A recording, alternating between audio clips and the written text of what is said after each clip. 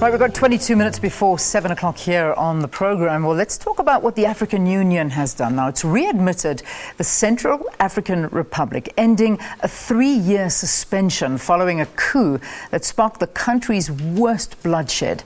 At the time, it was reported that about 1 million of the country's 5 million population actually left the country.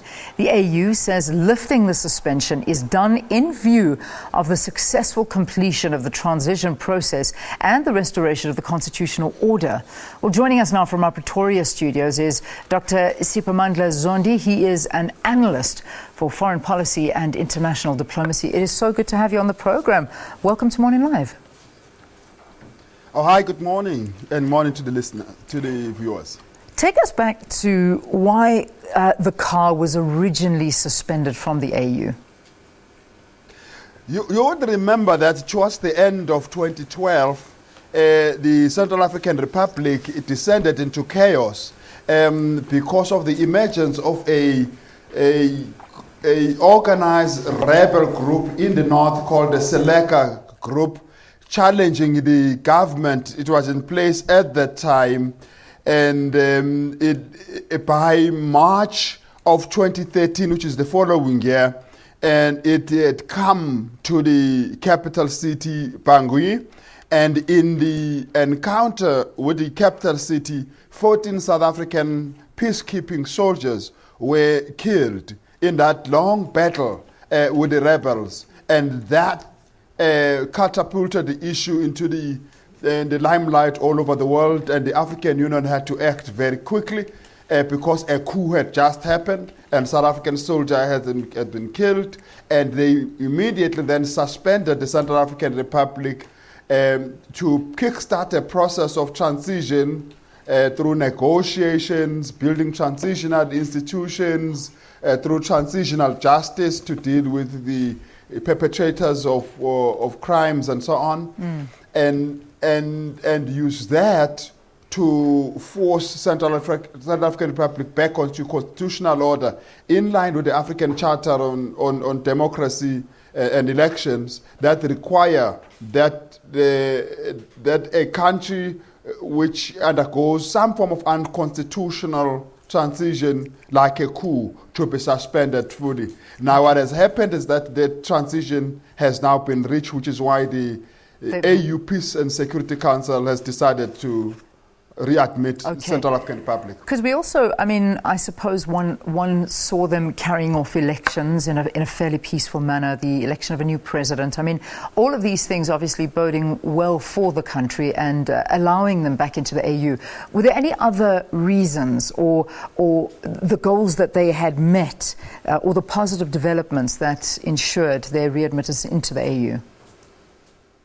It has become a standard now and a model that the restoration of constitutional order is going to have 3 components at least. One is political dialogue that leads to some form of agreement among the parties so that they don't fight, but they find some other way to have their interests covered. That has happened quite well under the leadership of the Economic Community of Central African State that had mandated President Sassou Nguesso of Congo Republic to drive this thing. The second element is to deal with questions of violence and victims and dislocation of people, what we call transitional justice. That has also happened quite well under the leadership and the facilitation of the United Nations and the African Union.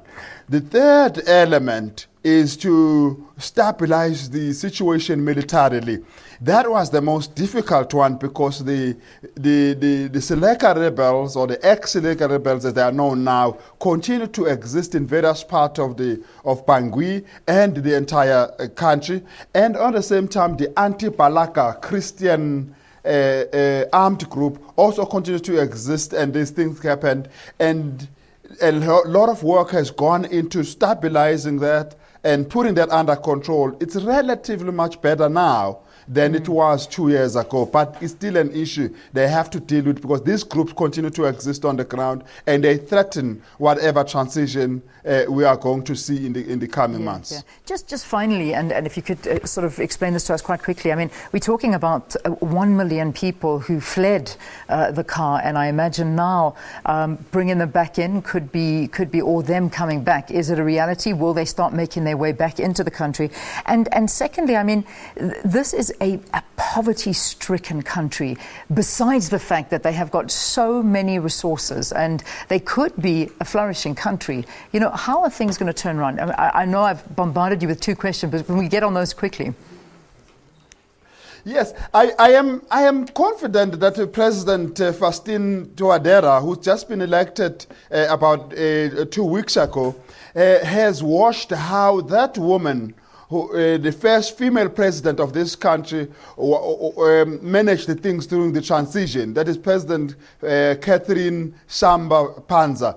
Managed things very, very, very well, strongly made sure that it builds confidence in the institutions in the Central African Republic and reached out to everybody, tried to unite the country because, and then also reached out to international actors of various nature because she understood that the only way for Central African Republic to come out of this, to attract the refugees back into Central African Republic and deal with all the problems we mentioned is to unite and to focus on good governance and to focus on proper leadership and rebuilding institutions. It's going to be a long battle, and I hope that the African Union and the United Nations will stay the course because they're going to need about 10, 15 years to fully recover from this because, as you say, the problems are deep-seated. Yeah, indeed they are.